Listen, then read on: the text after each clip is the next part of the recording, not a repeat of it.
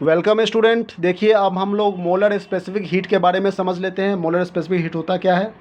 सबसे पहले तो स्पेसिफिक हीट समझो, फिर मोलर स्पेसिफिक हीट, है ना। स्पेसिफिक हीट कहने का मतलब जैसा कि बताया गया था कि 1 किलोग्राम सब्सटेंस जो है उसमें 1 डिग्री सेल्सियस टेम्परेचर को राइज कर रहे हैं, तो जितना अमाउंट ऑफ हीट लग रहा है डेट इज़ स्पेसिफिक हीट था। अब मोलर जुड़ गया है तो इसमें 1 kg के जगह पर 1 मोल सब्सटेंस ले लेंगे, है ना। तो 1 मोल सब्सटेंस ले लिया, उसमें 1 डिग्री सेल्सियस टेम्परेचर को राइज करने में जितना अमाउंट ऑफ हीट की जरूरत पड़ रही है उसी को हम लोग मोलर स्पेसिफिक हीट कह रहे हैं, ठीक है। Q is the heat is needed to raise the temperature of n mole of the substance through delta T, that is the molar specific heat.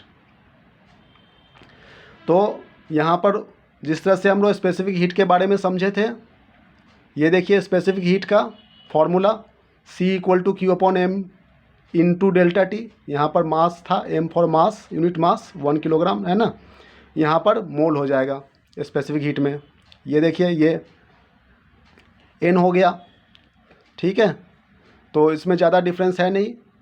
Molar specific heat को हम लोग capital C से represent करेंगे और specific heat को हम लोग small c से रिप्रेजेंट कर रहे थे, यहाँ पर कैपिटल C से रिप्रेजेंट करेंगे।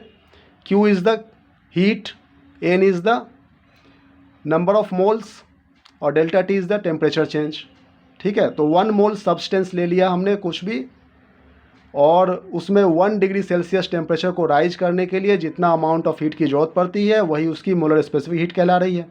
CGS यूनिट उसी तरह से बन जाएगा, हीट की यूनिट होती है कैलोरी और नंबर ऑफ मोल्स, तो मोल इसकी यूनिट तो मोल ही होती है, मोल की यूनिट। तो पर मोल पर डिग्री सेल्सियस, टेम्परेचर की हो जाएगी डिग्री सेल्सियस, है ना, और इसका हो जाएगा जूल पर मोल पर केल्विन, ठीक है। तो इस तरह से हम लोग इसकी यूनिट बना लेंगे, हीट की यूनिट जूल और नंबर ऑफ मोल्स की मोल और टेम्परेचर को केल्विन से रिप्रेजेंट कर रहे हैं, तो जूल पर मोल पर केल्विन हो गया, ठीक है ना।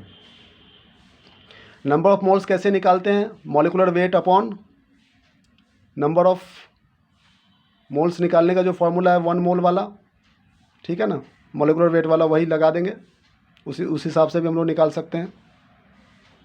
Thank you.